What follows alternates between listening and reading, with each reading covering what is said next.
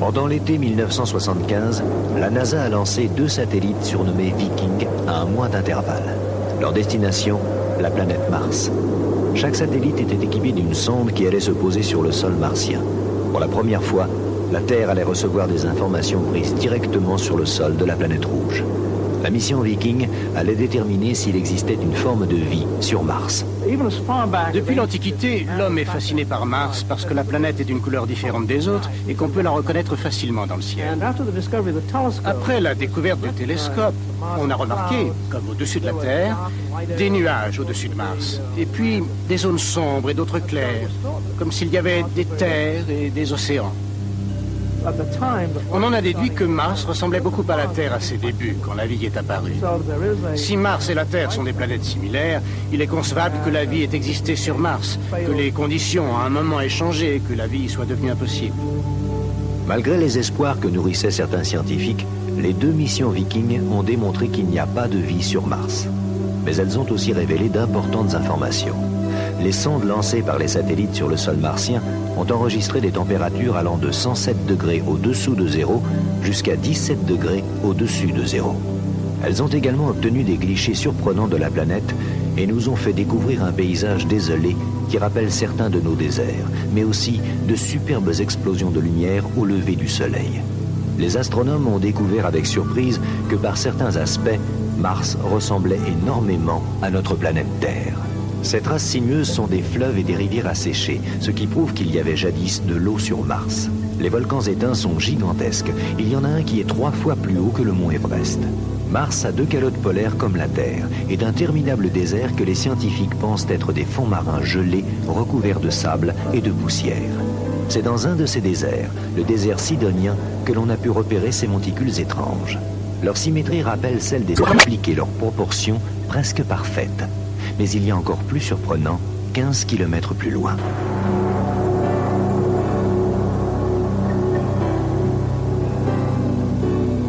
Une formation qui ressemble à une tête de sphinx et que les scientifiques ont surnommé le visage de Mars. Quelles forces de la nature ont pu créer cet étrange phénomène? Ce visage pourrait-il être le produit d'une érosion naturelle? Pour certains, la symétrie du visage, la finesse des traits donnent à penser qu'il ne peut s'agir d'un caprice de la nature. En 1977, 2 ans après l'émission Viking, 2 informaticiens de la NASA ont remarqué le visage de Mars dans une revue. Intrigués, ils ont décidé de consulter les clichés originaux. Je n'arrivais pas à y croire, ce visage était trop parfait. Ça semblait trop beau pour être vrai. Je suis allé au Centre spatial de recherche scientifique et j'ai trouvé une photo intitulée Tête. C'était le cliché du visage du désert sidonien. Il n'y avait aucun doute. La NASA elle-même avait trouvé que cette photo ressemblait à un visage humain. Se servant d'un ordinateur très sophistiqué pour analyser les photos, Vincent Di Pietro et son collègue Grégory Molinard ont inspecté minutieusement le mystérieux visage.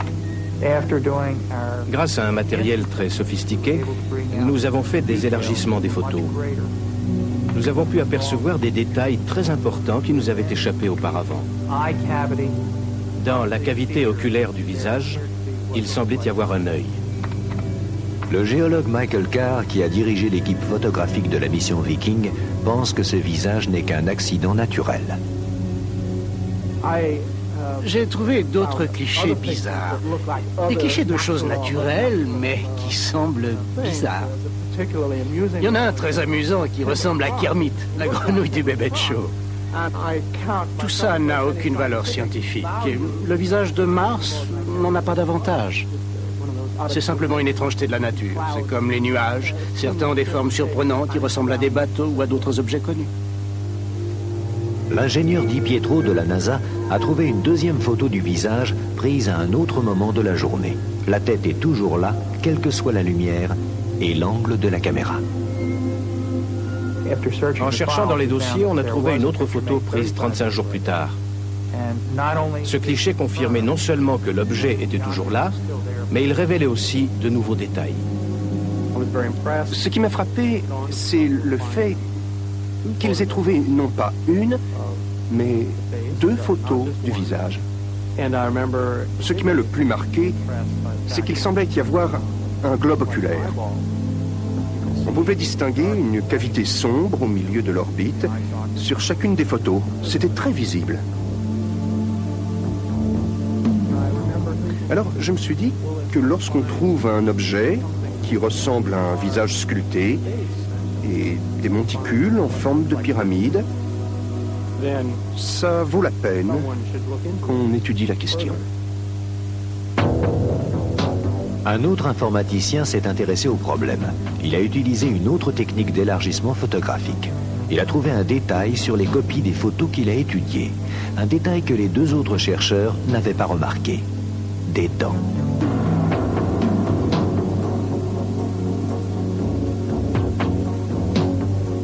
Di Pietro a fait une autre découverte.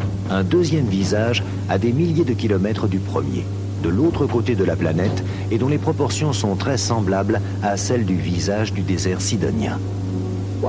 Je persiste à croire qu'il s'agit d'un caprice de la nature. C'est probablement le résultat de plusieurs facteurs géologiques. Mars est un endroit fascinant qui pose de nombreux problèmes que la science ne peut encore résoudre. C'est un peu dommage de voir des gens focaliser leur attention sur un seul rocher de cette planète.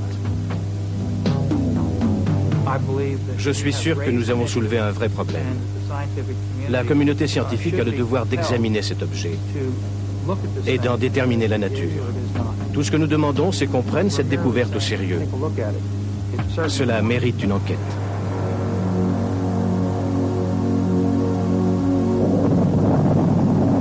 En septembre 1992, la sonde Mars Observer est partie pour la planète Mars.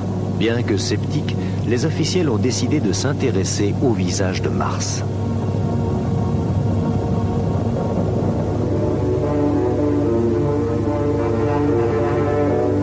Les photos d'Observer devraient être 50 fois plus précises que celles de Viking. Peut-être saurons-nous enfin ce que cache le visage énigmatique. Car si les scientifiques sont certains qu'il n'y a pas de vie sur Mars aujourd'hui, peut-on affirmer qu'il n'y a jamais eu de vie jadis sur la mystérieuse planète rouge ?